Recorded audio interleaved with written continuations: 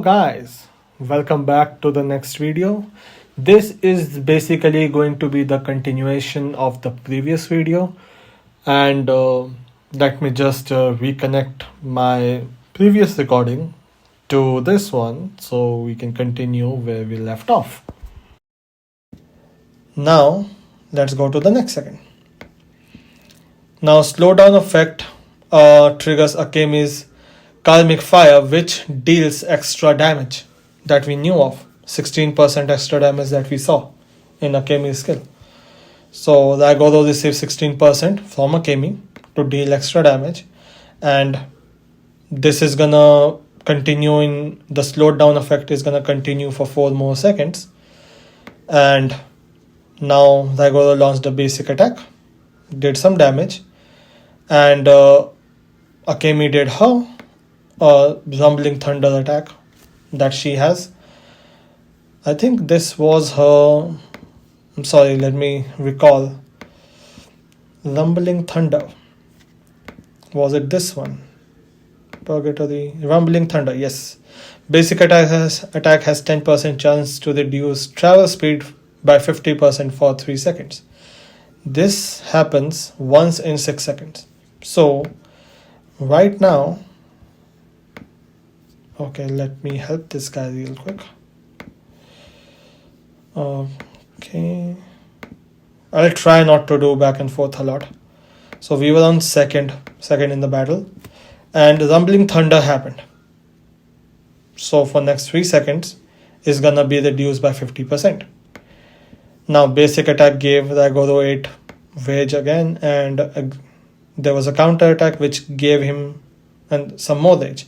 Now Elite Executioner is gonna launch a basic attack on Daigodo, and then this is gonna give him another rage, and Daigodo is gonna do counter damage. So this is how it does. There are 2 squads that are attacking each other. The first squad, examples, attacked the second squad, so he's gonna deal a basic damage, and the second squad in return gives a counter damage. Now second squad is gonna do a basic damage, and the first squad is gonna return a counter damage. So this is what we call a turn. This is what a turn means that we talked about. Now we are gonna see that in here when the raid skill drops. Again, this slowed effect is still there on the Elite Executioner, so 16% extra damage will be there, and is gonna stay on for 3 more seconds from Daigodo, 50% from Akemi's for next 2 seconds, and again he's recovering rage that we already see.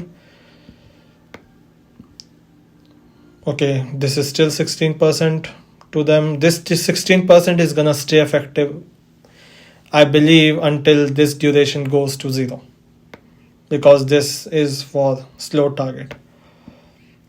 Now so again he's dealing a basic attack, gaining rage, receiving a counter attack, gaining rage, the same thing that we talked about. Again, this is 1 more second. This is gonna expire in 1 second. Like basically this is the last second this particular effect is gonna expire, so you won't be seeing this in the next particular turn that we are gonna open, and this should be there. Again, we have these 16 now. Yeah, so this 16 is still gonna be there because slow target. This is gonna this slow effect is gonna expire this second, so this 16% should not come up in the next round. Okay, this is gaining 8 rage. Now we are at second number 6th to 7th. Let's see.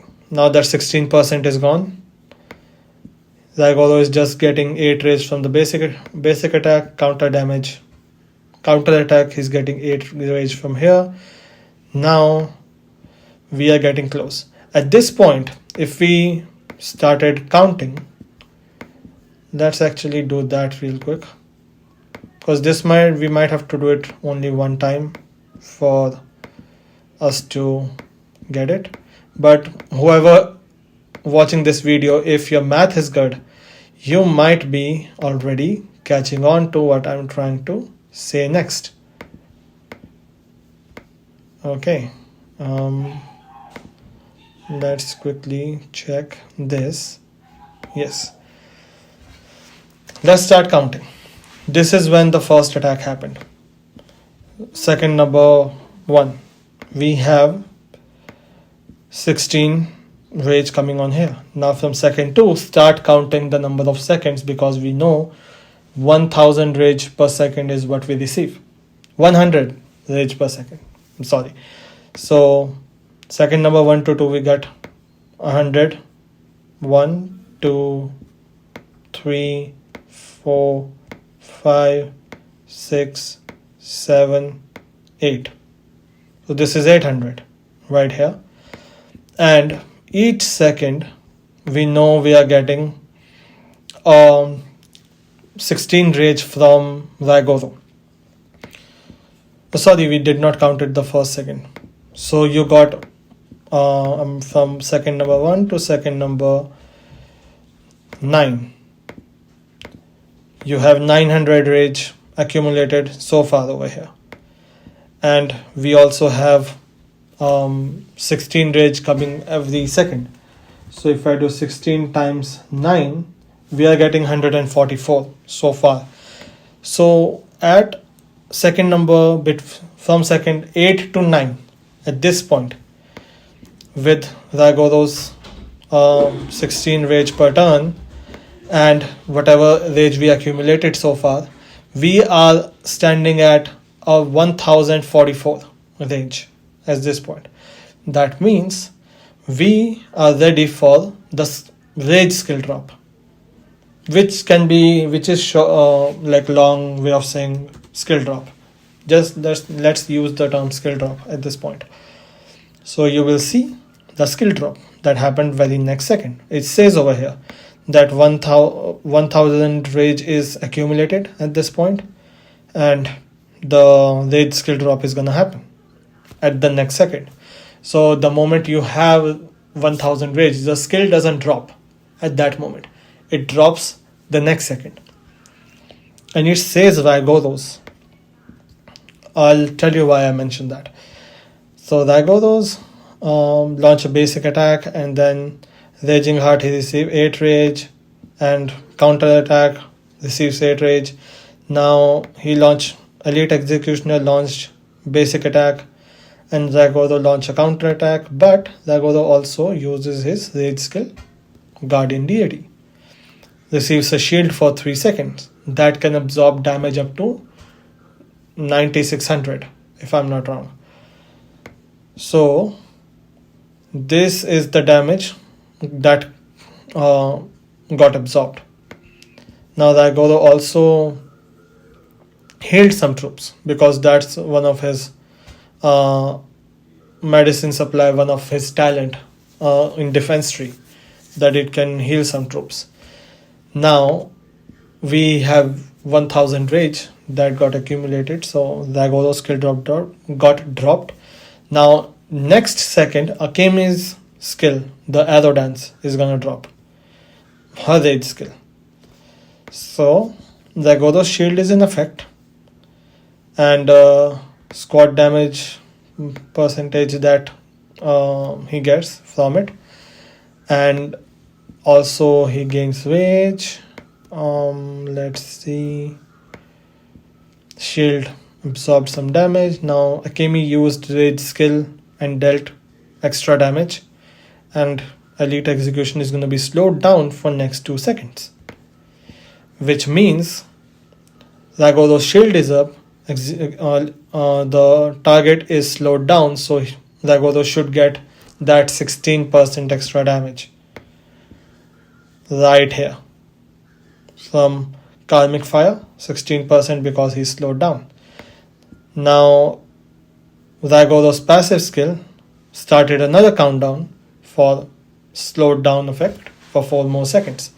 I think it started last second. Did it? No, I think it started now. And it's gonna stay active for next 4 seconds. I'm thirsty. So yeah, so this is how the whole you can say, this is how you see a report, like what is exactly happening, how the skills are being used, and what a turn or a round of combat means. Let me show one thing real quick over here. Is Zygoros for rage skill says he's gonna absorb damage for 3 turns. Now we know that this is when Zygoros skill drop happened. So if you have a squad that has a lead and assistant, the moment your 1000 rage is complete, the lead will drop their skill damage. The next second, assistant is gonna drop their skill damage. It doesn't happen at the same time. So when you have certain heroes like the latest one, we have Julia. She deals extra damage when the rage is at 90%. Now this is when the extra damage start counting. At second number 9, when you are almost, the rage is almost built. Second number 8 actually, when your rage is almost built, but it's a little bit below what is required for the skill to drop. So that is one. And secondly, when you see that any of the heroes, say for example, I think I do I have that one hero called Maya? No, I don't have her. Let's see this. Her rage skill says deals large amount of damage to the enemy up to 8000 and increase squad attack by 8%, last for 3 seconds. Now you obviously would want her in your lead, because if whatever hero you're gonna pair her with, say for example many people pair her with Luis's damage factor is up to 10,000 and he can deal damage for up to 5 squads in a fan shape area. With this extra 24%, you're gonna be dealing a lot more damage for next 3 turns. For example, if you put her in, say, assistant, the lead already did the skill drop. Whosoever is the lead with Maya, if Maya is assistant, they did their skill drop already. That means the 3% that Maya provides is not gonna get used. So that's how you see which hero can be a lead, which hero should be an assistant. Okay, so that's about the certain thing about how to pair the hero, who can be a lead, who cannot be a lead, and when does the skill drop. The next thing is we already counted the rage cycle. Every around 8 to 9 seconds the skill drops. About 9 seconds the skill drops, so which is not a very good rage generation. That's why you want, say, I might have another report that where the rage build is better. Let's see this one. Is it open? Yes. Catherine and Zagoro.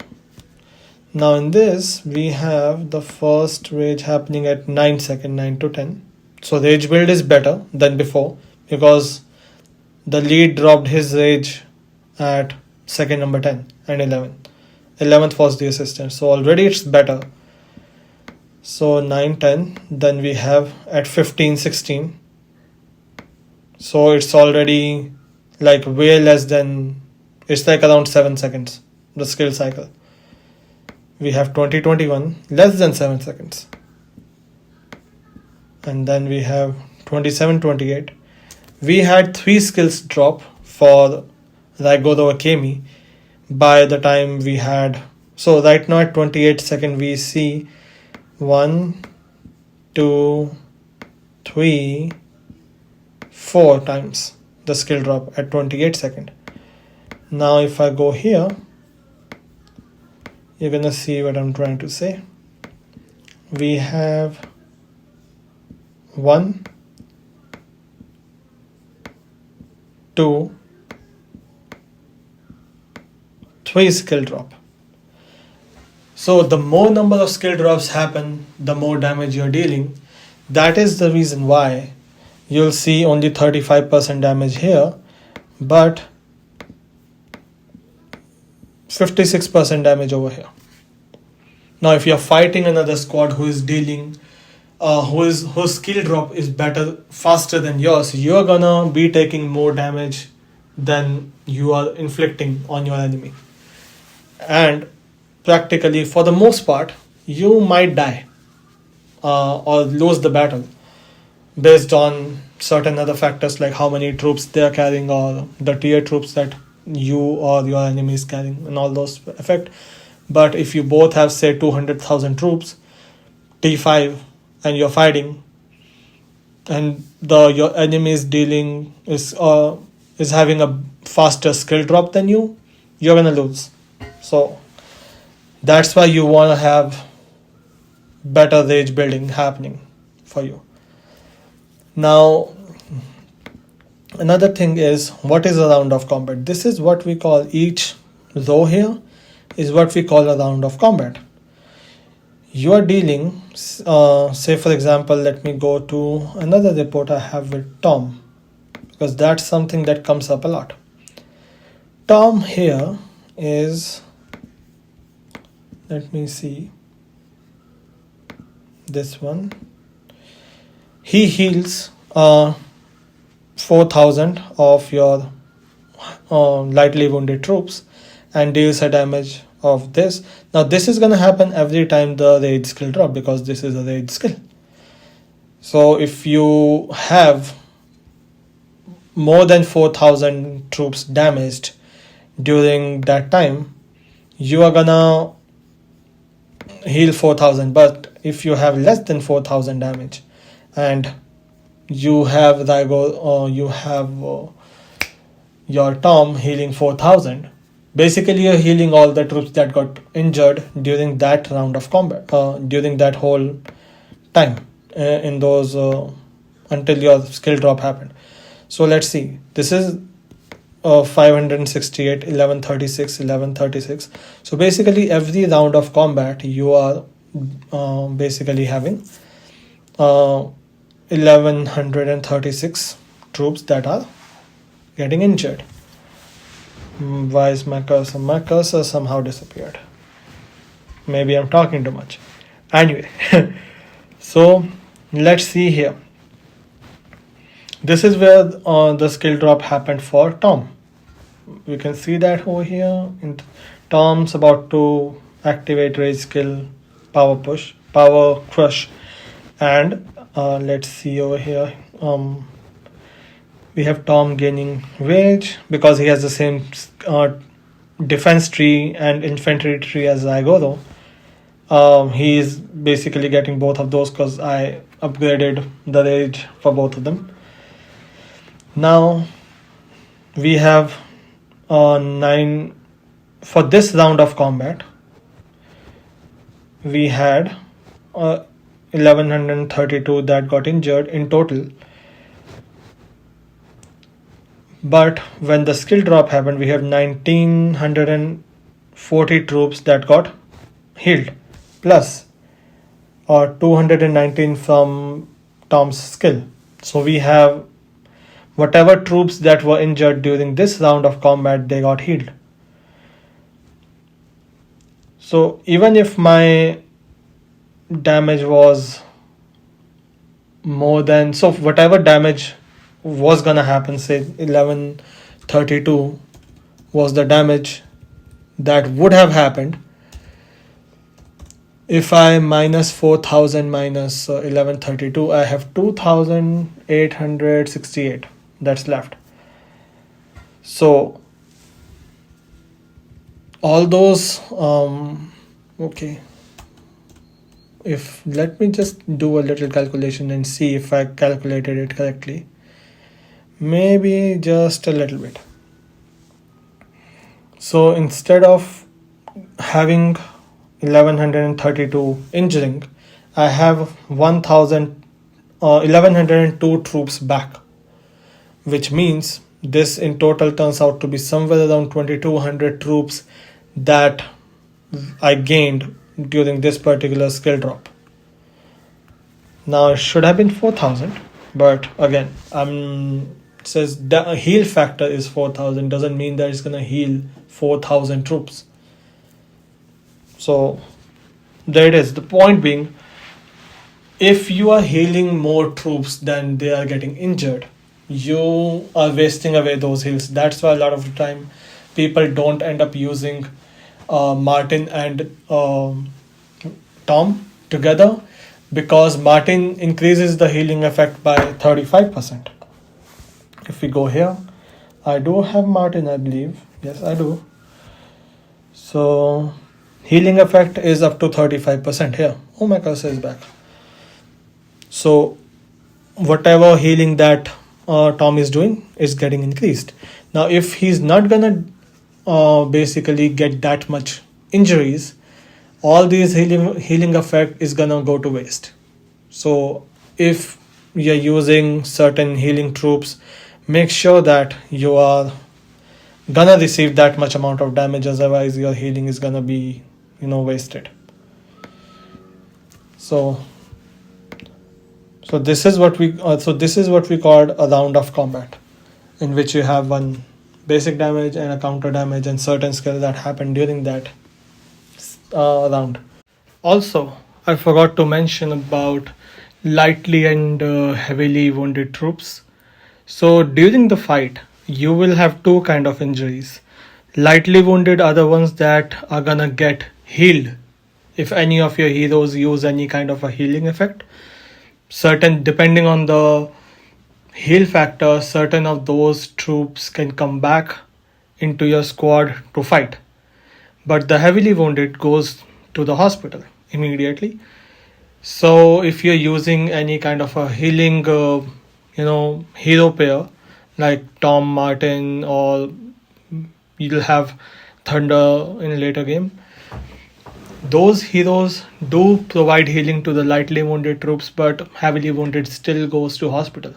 So if you're constantly healing those lightly wounded troops, you practically are only having heavily wounded troops, and all those lightly wounded troops who are coming back to fight eventually will end up in hospital based on how long the fight is gonna go on.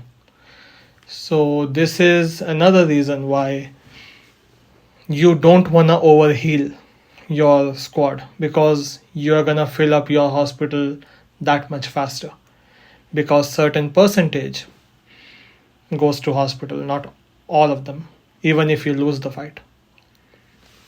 So just to keep something in mind. Now this can be a good stopping point for us.